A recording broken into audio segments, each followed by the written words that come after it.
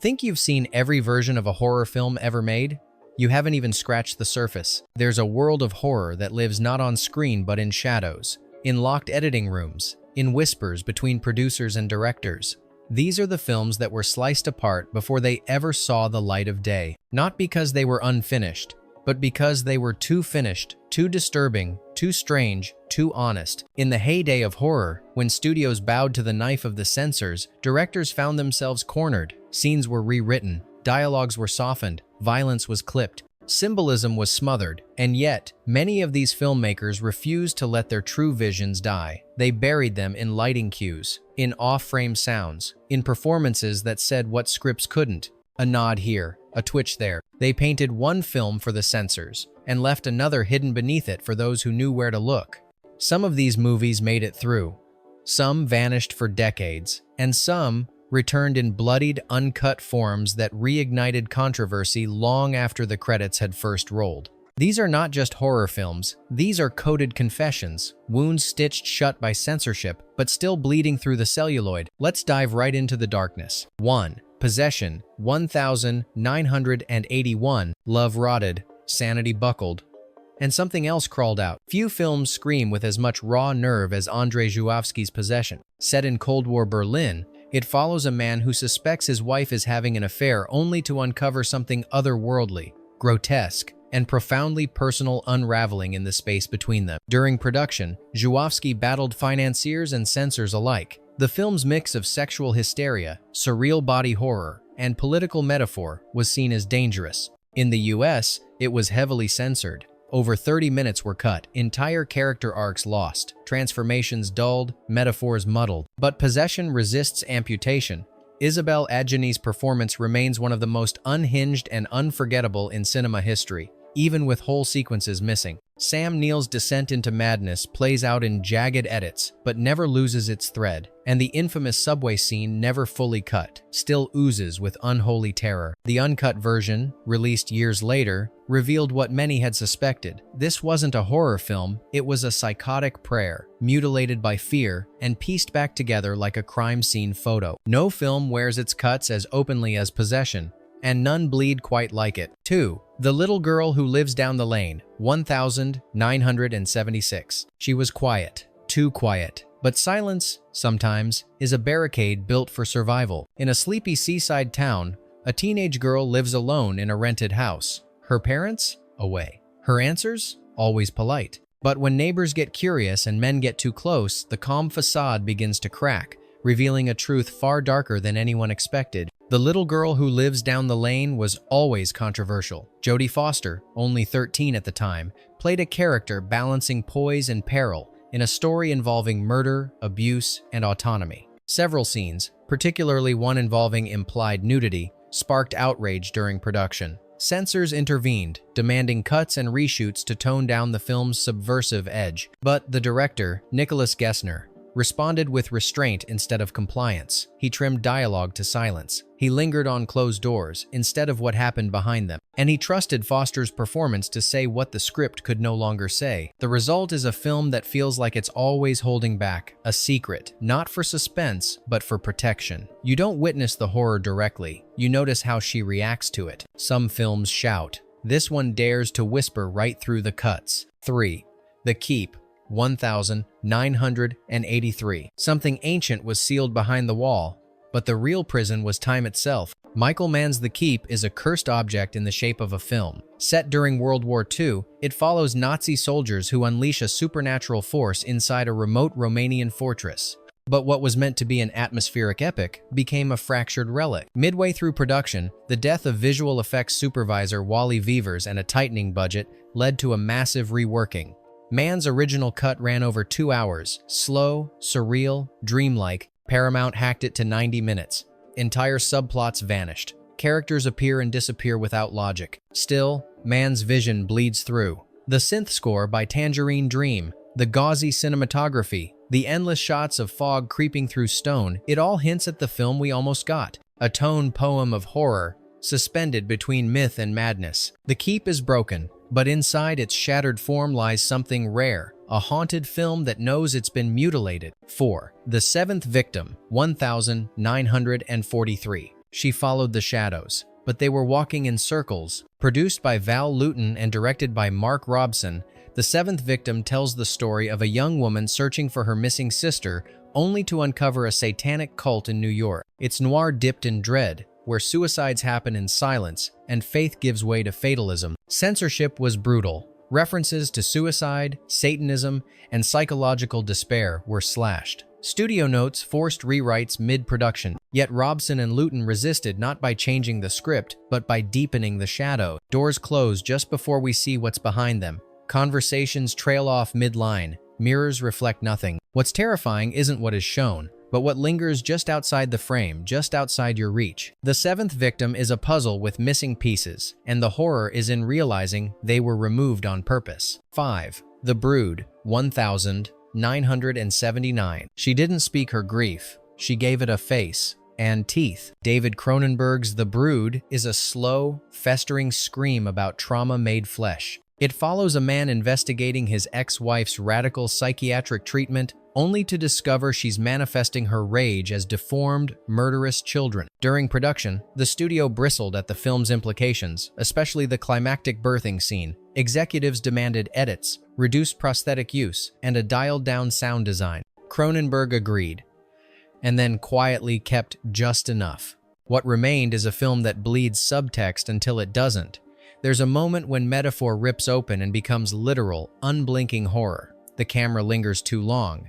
The lighting refuses to flatter. The screams feel real. This is grief that cannot be reasoned with. The Brood isn't a monster movie. It's a custody battle in hell, censored by force, but surviving with all its scars exposed. 6. Messiah of Evil, 1973. They came from the sea, but they weren't wet. They were waiting. In Messiah of Evil, a woman travels to a deserted California town in search of her missing father. Instead, she finds a town overrun by the undead cult-like, pale, and quietly watching. No moan, no chases, just eyes that never blink. During production, funding stalled. The studio interfered. The original ending, a surreal, non-linear descent into madness, was heavily altered. Some sequences were never filmed, others were rewritten mid-shoot into something more coherent. But directors Willard Huyck and Gloria Katz left their fingerprints behind. Abstract paintings that seem to move. Background characters that appear across multiple locations never acknowledged, never explained. There's a draft of Messiah of Evil that never got made, and yet, somehow, it plays anyway underneath the version we got. The final cut feels haunted, not by ghosts, but by the better film buried just beneath it. 7. Let's Scare Jessica to Death, 1971. She came looking for peace. What she found was a whisper that never stopped. Jessica, recently released from a mental hospital, moves with her husband to a farmhouse in the countryside, hoping to start over. But silence breeds dread. Strange visitors appear.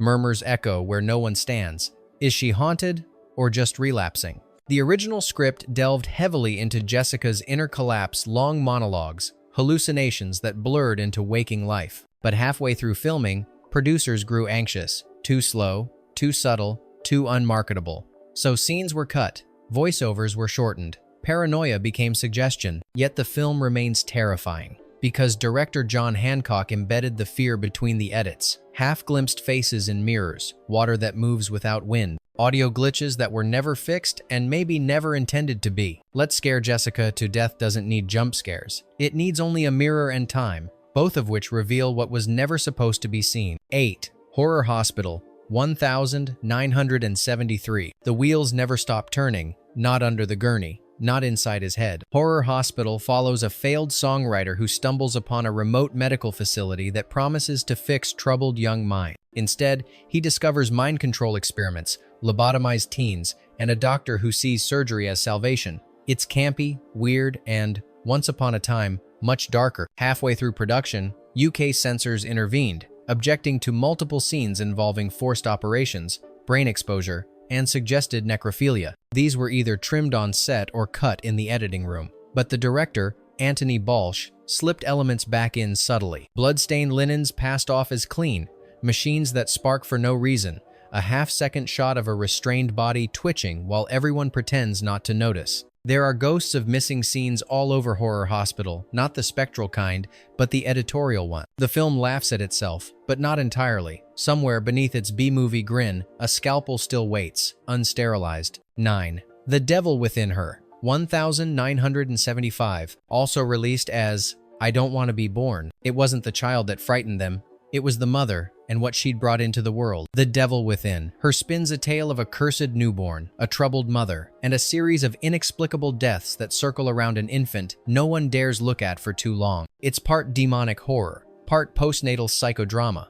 with an atmosphere thick with dread and disbelief. During production, several scenes that explored the mother's trauma and postpartum hallucinations were flagged. The studio feared it would alienate audiences, especially women. Scenes were edited, softened, and in some cases, replaced with more sensational imagery, nudity, jump scares, cheap shock. But beneath that compromise lies the original rot. One scene in particular, a nursery bathed in red light while the baby cries off screen, was kept intact. But the sound design was changed, softened. In the uncut version, the baby didn't just cry, it spoke. The Devil Within Her exists in two registers, the schlocky and the subversive. And somewhere in between, it stares back at you with the eyes of something far too aware. 10. Images, 1972. She saw herself and blinked. But the reflection blinked second. Directed by Robert Altman, Images is a psychological descent into one woman's unraveling mind. Susanna York plays Catherine, a children's author who retreats to the countryside only to find her world fracturing into hallucinations, doppelgangers, and violent episodes that may or may not be real. Altman originally intended the film to be uncomfortably raw, but mid-production, pressure from distributors forced rewrites, reduced instances of violence, and sanitized some of the characters' most unhinged breakdown. Rather than fight directly, Altman chose subversion. He layered the film with overlapping audio tracks, voices repeating, whispering, contradicting. He kept the frame wide when the emotion turned inward. Most of all, he let York's performance fill in what the censors wouldn't allow. A woman unraveling not with screams, but with silences too long to be natural. Images doesn't show insanity. It invites it and leaves you wondering which version you actually watched. 11. Lamora, A Child's Tale of the Supernatural, 1973. She entered the woods pure, but purity is a fragile thing, especially when the film itself is fighting to stay whole. Lamora tells the tale of Lila Lee, a devout preacher's daughter summoned to a remote town to see her dying father. What she finds is a place untouched by time, ruled by a pale, immortal woman who offers protection and possession. The film is drenched in dreamlike unease, where the supernatural creeps into every frame like mold on forgotten scripture. Midway through production, the Catholic Church and local censors intervened. The film's queer undertones, religious inversion, and depiction of a child's sexual awakening were deemed morally corrupt. Several sequences were shortened or altered during filming.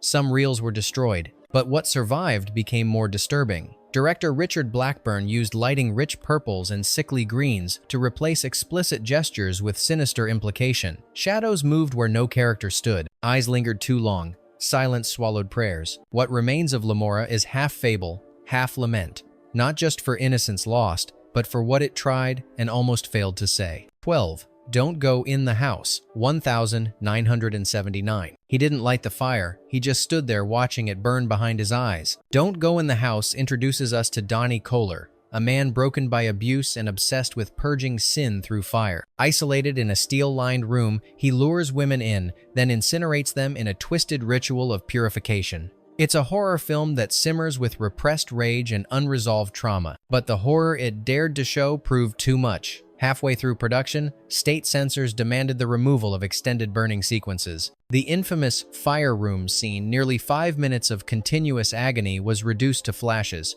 or in some versions, removed entirely. Yet the heat remains. The screams echo beneath the edits. The walls, scorched in earlier takes, don't match the clean cuts of the final scenes. Donnie's gaze lingers too long, as if remembering something the audience was never allowed to see. Don't Go in the House burns quietly now, but if you look closely, you'll see the flame never really went out. 13. Blood Mania, 1970. Her hands were soaked in blood, but the cut didn't come from the blade, it came from the boardroom. In Blood Mania, a greedy nurse seduces and murders her way through a family fortune. all while being stalked by something far worse than inheritance law. It's a low-budget fever dream of lust, greed, and consequence, drenched in sunlit dread. Originally envisioned as an erotic psychodrama with giallo undertones, the production faced major cuts during filming. Several scenes, sexual, violent, and surreal, were flagged as unsuitable, with censors halting shooting until adjustments were made.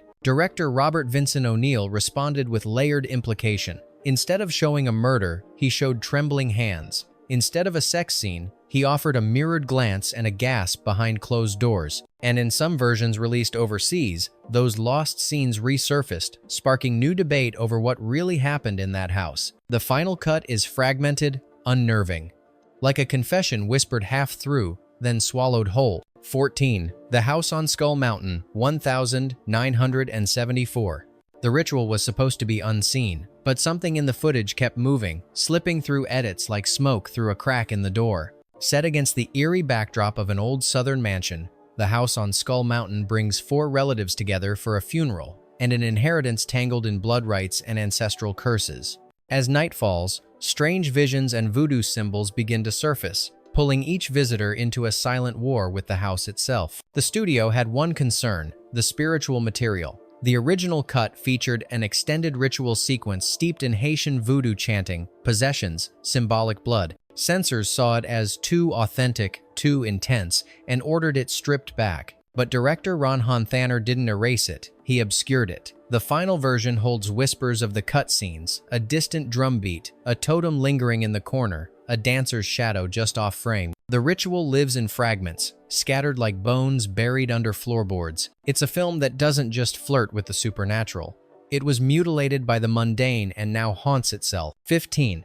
Silent Scream, 1979. She wasn't supposed to see it. Not then, not like that. But the house saw everything, and so did the camera, even if only for a second. Silent Scream follows Scotty, a college student who rents a room in a seaside mansion with an unsettling stillness. What begins as isolation slowly fractures into terror when her roommates start disappearing, and a secret locked away in the attic begins to stir. As Scotty peels back the house's history, a quiet madness clings to the wallpaper, begging to be noticed. Production was a battlefield. Midway through filming, the studio halted everything, citing concerns that the ending was too bleak and the violence too cold. Entire scenes were reshot, dialogue was rewritten. The official cut, what audiences saw, was a polished product with its sharpest edges sanded down. But director Denny Harris didn't surrender. Like the film's own ghost, the original version left traces. A flicker of a frame here, a scream too muffled, a shadow that appears where no one stands. The final version bears 2 timelines, the one that plays and the one that haunts it from beneath. What makes Silent Scream so unnerving isn't just what happens, it's what almost happened. The phantom of a purer, crueler version stalks the runtime.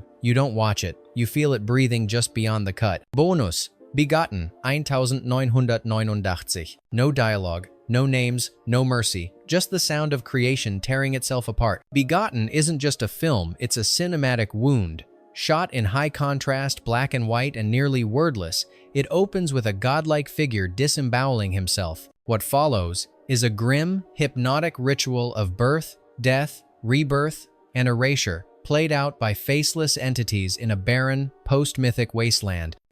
Elias Meriguez's original version was already uncompromising, but halfway through editing, festival censors raised red flags. Scenes were deemed too graphic, despite their abstraction. Distributors refused to handle it unless it was toned down. Meriguez refused and recut it his way, not to please anyone, but to encode the violence deeper into texture, motion, rhythm. The result? A film that doesn't show horror, it becomes it. Every frame flickers like damaged memory. Every sound hums like a cosmic scream under your skin. What was once literal became symbolic. What was cut became embedded in the grain of the film itself. There is no narrative comfort here, only sensation. You don't watch Begotten to understand it. You watch it to remember something primal, something you didn't know you forgot. Many viewers turn it off before it ends.